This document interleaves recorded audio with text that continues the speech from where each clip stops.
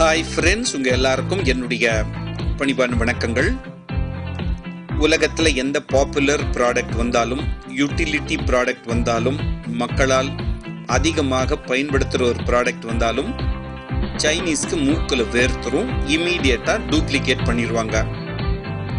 சரி, சாதாரண கன்சியூமர் ப்ராடக்ட்ஸில் தான் அப்படி பண்ணுறாங்க, கன்சியூமர் டியூரபிள்ஸில் தான் அப்படி பண்ணுறாங்கன்னா, இப்போ அவங்களுடைய நரி தந்திரத்தை பயன்படுத்தி ஈட்டபிள்ஸ்லையும் இந்த மாதிரி டூப்ளிகேட் ப்ராடக்ட், டியூபியஸ் ப்ராடக்ட்ஸை பண்ணுறதுக்கு அவங்க முன் வந்துட்டாங்க.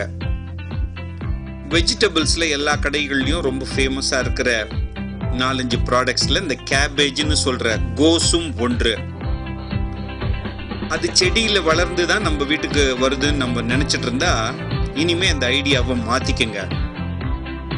சில கெமிக்கல்ஸை பயன்படுத்தி வீட்லேயே சின்ன 4 தகர டப்பாவை வச்சு சில ப்ராசஸஸை பண்ணி உண்மையான செடியில் அந்த காயை அறுத்துட்டு வந்தால் எப்படி இருக்குமோ அந்த லெவலுக்கு டூப்ளிகேட்டாக இவங்க பண்ணுறாங்க.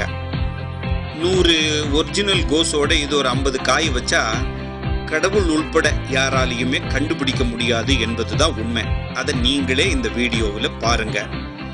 ஜாக்கிரதையா இருங்க நண்பர்களே.